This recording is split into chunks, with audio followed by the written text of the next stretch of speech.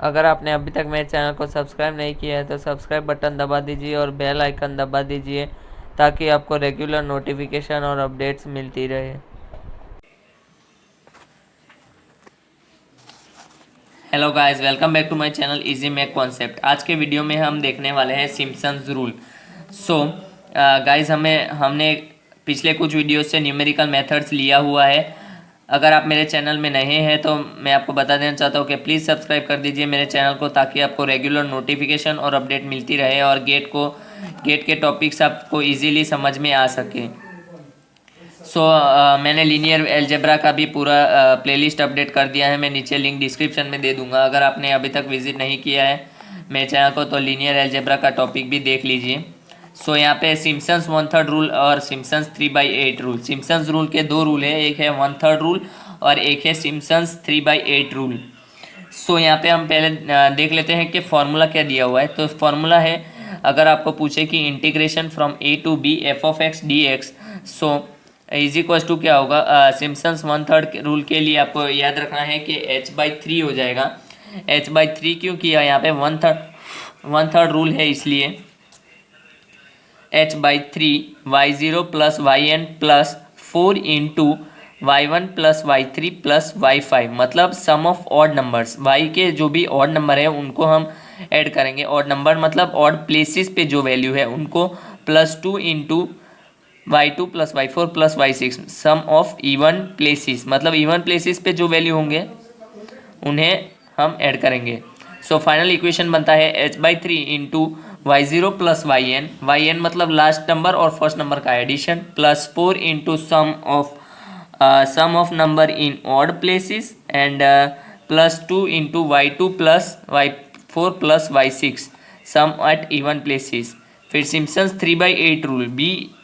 Simpson's 3/8 rule कैसे आता है? a to b f of x dx is equal to 3h/8 y0 plus yn plus 3 into sum of y1 plus y2 plus y4 plus 2 into sum of multiple of 3, मतलब जैसे कि y3 y6 ऐसे कुछ हो आपके अगर, तो उनका सम आएगा। यहाँ पे 2 के साथ मल्टीप्लाई होगा, फिर y1 plus y2 plus y4 का मल्टीप्लिकेशन 3 के साथ होगा और फर्स्ट और लास्ट का एडिशन होगा इंटू 3h/8। ये आपको याद रखना है, 3/8 रूल है इसलिए h के साथ हम क्या मल्टीप्लाई करेंगे, 3/8।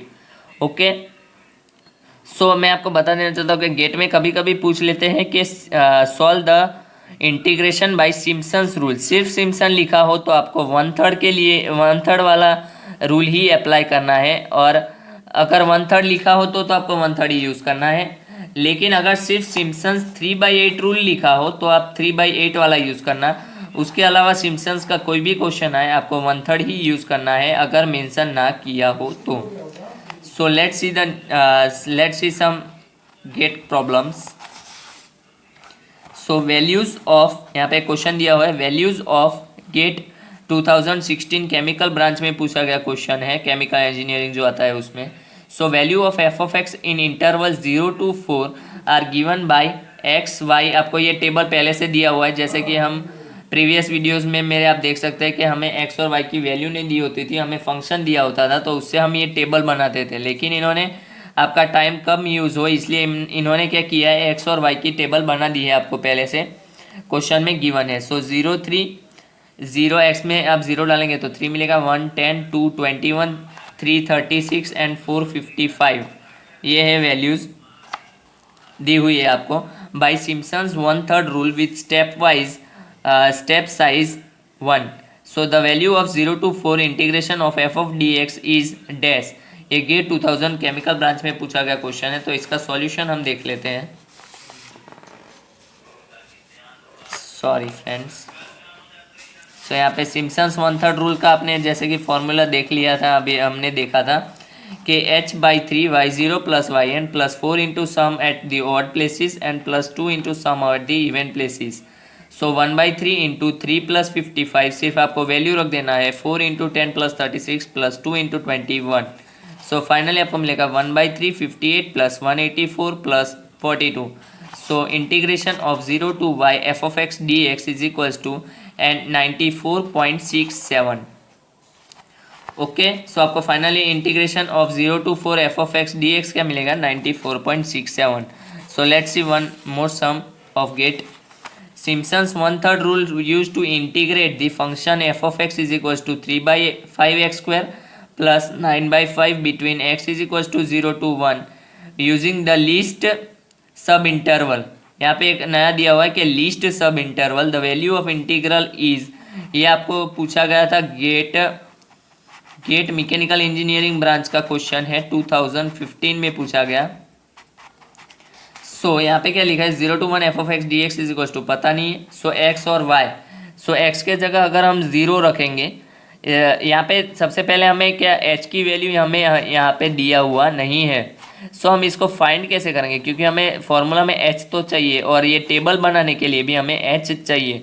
सो एच कैसे मिलेगा, इन्होंने बोला है कि यूजिंग द लीस्ट सब इंटरवल, मतलब 0 से 1 तक पहुंचने के लिए कितने मिनिमम इंटरवल की ज़रूरत पड़ेगी। तो मिनिमम 3 इंटरवल तो चाहिए, क्योंकि 0 मैक्सिमम है और 0 मिनिमम है और 1 मैक्सिमम है, तो उनके बीच हमें एक वैल्यू कम से कम चाहिए। सो हमने यहाँ पे 1/2 ले लिया है एग्जैक्टली उसका मिड पोर्शन। सो हमारे पास वैल्यू आ जाएगी h इज इक्वल्स टू 0.5 या 1.2, जो भी आप कुछ भी कंसिडर कर सकते हैं, दोनों सेम ही होगा। सो x और y, सो x के जगह हम 0 रखेंगे इस इक्वेशन में, तो हमें क्या वैल्यू मिलेगी 9/5। 1/2 मतलब 0.5 रखेंगे तो हमें वैल्यू मिलेगी, आप सॉल्व करके देख सकते हैं, टाइम कम यूज़ हो इसलिए मैंने यहाँ पे डायरेक्ट आंसर लिखा है। x के जगह अगर हम 1.2 रखेंगे तो आएगा 39/20, और अगर आप रखेंगे अगर आप रखेंगे 1 तो आपके पास आएगा 3/5 प्लस 9/5 that would be equal to 12/5। So हम यहाँ पे अब फॉर्मूला लगा देंगे। सो h/3 y0 plus y2 plus 4 of y1, यहाँ पे 2 इंटू जो रहता था ब्रैकेट में सम ऑफ इवन प्लेसेस, वो नहीं रहेगा क्योंकि सम इवन प्लेसेस यहाँ पे है ही नहीं। सो हम डायरेक्टली लिख देंगे y0 plus y2 plus 4 into 4 into y1। Okay, so y0 plus y2 आप सिर्फ आपको वैल्यू पुट करनी है, h की वैल्यू है 1/2।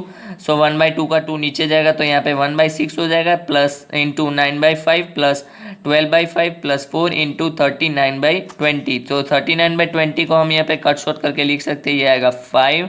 सो आपका फाइनली क्या आएगा 12 प्लस 9/5 इज इक्वल्स टू 21/5 और 39/5 आएगा यहाँ से, तो 39/5। सो फाइनली आपका आंसर मिलेगा आपको 2 कैसे। सो 39 प्लस 21 क्या होगा 60/5।